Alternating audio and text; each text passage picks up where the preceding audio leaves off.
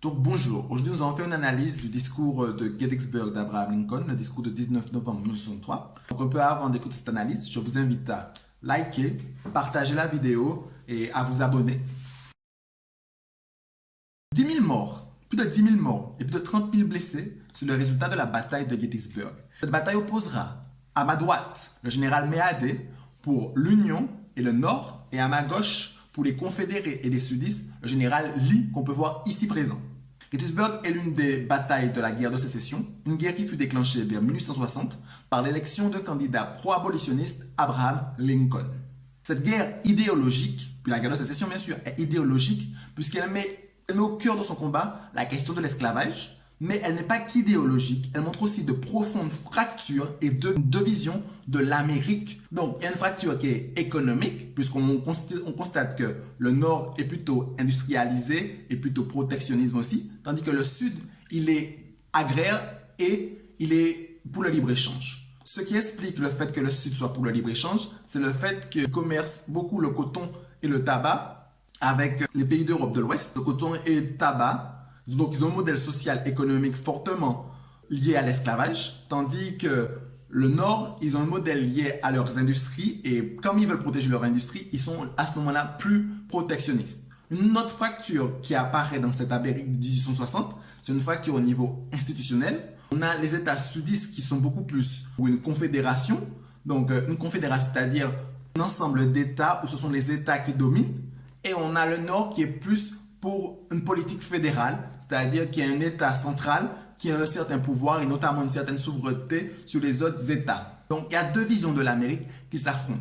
Cette bataille de Gettysburg, qui a lieu entre le 1er et 3 juillet 1863, est pleinement ancrée dans cette guerre de sécession et aussi dans cet affrontement de deux visions de l'Amérique. C'est alors dans ce contexte que 4 mois après, Abraham Lincoln prononce son discours maintenant mondialement connu et reconnu, le discours de Gettysburg de 1863. Lorsqu'on lit ce discours, la première sensation qu'on a, c'est de voir que ce discours n'est pas un simple hommage. On a même l'impression que l'hommage est utilisé pour pouvoir fédérer les Américains. Donc la question qu'on pouvait se poser en lisant ce discours, c'est comment Abraham Lincoln réussit à instrumentaliser cet hommage pour fédérer les Américains, pour les motiver et les convaincre que le combat qu'ils sont en train de mener est un combat juste.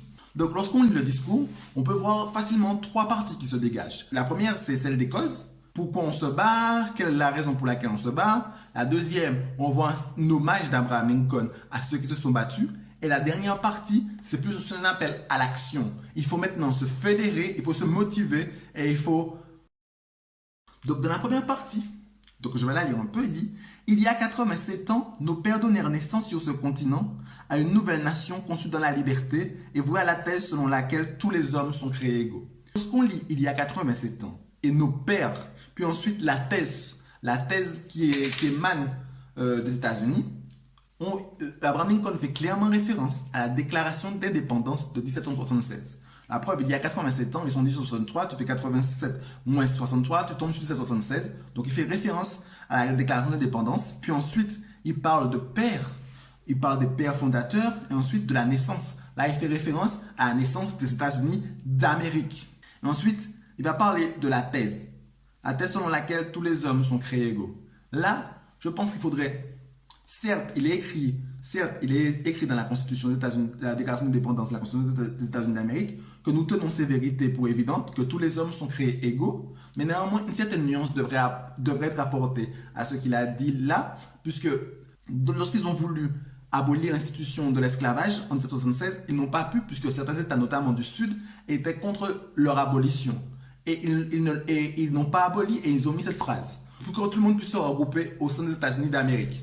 Et à ce moment-là, le mot homme ne signifie pas forcément les Noirs. Les Noirs ne sont pas considérés vraiment, les Noirs à ce moment-là ne sont pas vraiment considérés comme des hommes. Donc il faudrait apporter une certaine nuance à ça. Et surtout, obligé de ne pas mettre l'abolition de l'institution de l'esclavage, parce qu'ils avaient un ennemi encore plus puissant. Cet ennemi, c'était l'Angleterre. Donc ils devaient être unis à tout prix et éviter ce problème-là. Mais on peut remarquer que le problème qu'ils n'ont pas résolu à ce moment-là, maintenant, ils se posent la question de l'esclavage. C'est-à-dire qu'ils ont juste procrastiné cette question. Voilà. Donc là, il faudrait peut-être apporter une petite nuance. Puis un autre mot dans cette première partie que j'aime beaucoup, c'est la liberté. Il parle de liberté. Moi, je trouve que ça fait comme si c'était une certaine comparaison. Comme quoi il dit que les États-Unis d'Amérique sont nés dans la liberté. Mais un peu avant d'être nés, parce qu'ils voulaient, c'était épris de la liberté, ce qu'ils ont fait, c'est qu'ils ont lutté contre l'Angleterre pour avoir leur liberté. Il y a eu la guerre d'indépendance un peu avant. Et là, moi, ce que j'ai l'impression de dire, c'est qu'il y a eu cette guerre d'indépendance qui a permis la naissance des États-Unis d'Amérique. Et lorsqu'il fait son discours et qu'il parle de liberté, moi, je pense qu'il veut dire aussi par là qu'il y aura la guerre, cette guerre-là qu'on est en train de mener, va permettre une renaissance aux États-Unis d'Amérique. Puisque c'est une guerre de sécession, il y a des gens qui sont réduits en esclavage et qui doivent être libres. Donc à ce moment-là, eux aussi doivent être libres. Et une fois qu'ils seront libres, on va faire renaître l'Amérique, on va faire naître l'Amérique comme il le devait. Ça fait un peu cucul-la-praline, mais j'adore. Puis ensuite, on voit qu'il continue, on dit « Nous sommes maintenant engagés dans une grande guerre civile, épreuve qui vérifiera si cette nation ou toute autre nation ainsi conçue est vouée au même idéal peut longtemps perdurer. » Donc, dans cette phrase, j'aimerais revenir sur le terme de grande guerre civile, parce que j'aime bien le terme de grande. Grande, pourquoi?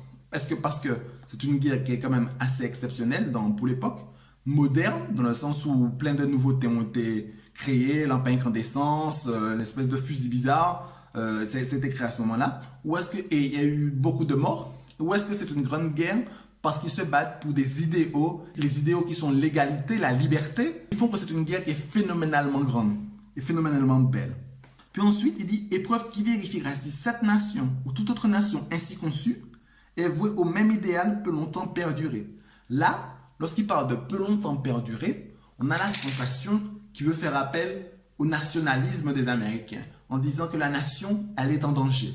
Donc voilà, notre nation est en danger, et quand une nation est en danger, il faut faire en sorte de la protéger. Donc moi, je pense qu'il fait là appel au nationalisme, mais en même temps qu'il fait appel au nationalisme, on a la sensation qu'il critique aussi l'Europe de l'Ouest, parce qu'il dit que épreuve qui vérifiera cette nation ou toute autre nation ainsi conçue, j'ai l'impression que là, il critique l'Europe de l'Ouest qui aide le Sud dans son effort de guerre. Pourquoi il critiquerait l'Europe de l'Ouest? Déjà à cette époque, le Nord, au niveau matériel, normalement, ils sont censés décimer le Sud très facilement. Au niveau matériel et de population, c'est déséquilibré, donc ils sont censés battre le Sud. Mais le Sud, comme ils ont des relations économiques, notamment avec le coton et le tabac avec l'Europe de l'Ouest, donc l'Europe de l'Ouest aussi va avec le Sud. Et là, lorsqu'il dit que toute autre nation ainsi conçue, je pense que c'est une critique vis-à-vis de cette nation qu'ils ont peut-être aboli déjà l'esclavage, mais qui quand même soutiennent les confédérés. Il veut leur dire par là, s'il vous plaît, calmez-vous. Et une fois qu'on a déjà vu différentes causes pour lesquelles ils se battent, à savoir l'égalité pour tous les hommes, à savoir la liberté pour tous les hommes, à savoir pour leur nation même, maintenant, il va rendre hommage aux Américains qui se sont battus.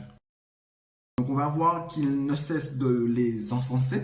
Lui, il fait là, en les encensant, est juste et digne de le faire. On voit aussi qu'il dit qu'il les traite de braves, vivants et morts. Donc là, il les encense. Ensuite, il y a eu aussi une antithèse. Une thèse qui pour moi a un double sens à ce moment-là. Qui dit, lorsqu'ils sont arrivés sur le champ de bataille, nous sommes venus consacrer une part de cette terre. Nous sommes venus consacrer une part de cette terre. Donc il fait référence à Gettysburg, lorsqu'ils sont venus consacrer une part de cette terre. Puis plus loin, il dit, les braves vivants et morts qui se bâtissent ici, les braves vivants et morts qui se bâtirent ici, le consacrèrent au-delà de notre faible pouvoir de magnifier ou de minimiser. Donc, dans un même paragraphe, il dit, dans un moment, ils sont venus consacrer, et un peu plus loin, il dit qu'ils ne peuvent pas consacrer parce qu'ils n'ont pas ce pouvoir assez puissant de consacrer. Et ensuite, une dernière phrase où il dit, c'est à nous de consacrer plus encore à la grande cause pour laquelle ils offrirent le suprême sacrifice. Moi, je trouve que cette phrase-là est d'autant plus belle parce qu'elle montre une antithèse, mais qui a un double sens. Pour moi, l'antithèse, cette première, c'est de dire que eux, même s'ils vont faire un discours qui est magnifique, ça ne va pas suffire. Ça ne va pas suffire pour rendre hommage aux soldats morts en vain. Là, il dit, ce qui peut suffire seulement, c'est de continuer leur combat. Donc, ce qui est beau. Ce qui est beau, c'est qu'à la fois, il dit qu'ils ne peuvent pas juste parler pour ne rien dire, mais qu'il faut continuer à se battre. Donc là aussi, il engage déjà les Américains à vouloir continuer le combat. Et on va voir que dans tout son texte, il a fait que ça. Engage les Américains parce qu'il utilise beaucoup le pronom nous. Nous sommes maintenant engagés. Nous sommes venus consacrer. Nous ne pouvons consacrer. Nous ne pouvons sanctifier. Il n'arrête pas de les intégrer dans son hommage. Il n'arrête pas de les intégrer dans l'effort de guerre qui va se faire. Donc, ils sont comme si ils font qu'un.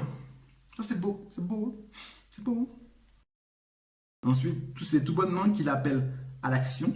C'est à nous, il appelle à l'action avec des répétitions. C'est à nous, les vivants, de nous vouer à l'œuvre inachevée que d'autres ont si noblement entreprise. C'est à nous de consacrer. Ensuite, il dit, c'est à nous de faire en sorte que le gouvernement du peuple, par le peuple et pour le peuple ne disparaîtra jamais sur la surface de la terre. Donc là, la dernière phrase, là, j'ai l'impression qu'il disait que la démocratie était menacée.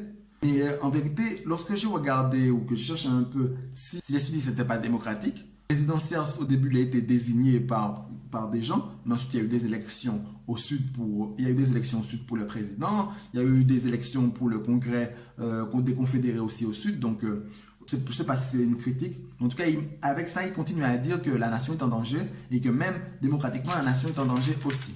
Mais deux choses dont je n'ai pas parlé, puisque qui est quand même extrêmement religieux dans ce texte, on va voir qu'il utilise des mots comme voué, consacré, sanctifié ou encore suprême sacrifice. Jésus-Christ qui s'est sacrifié pour nous sauver de nos péchés. Donc, je pense que en parlant, il adapte, ou je ne sais pas s'il l'a adapté, mais on sent vraiment que la religion est très importante aux États-Unis d'Amérique. Parce que son champ lexical lui-même, il est très très religieux.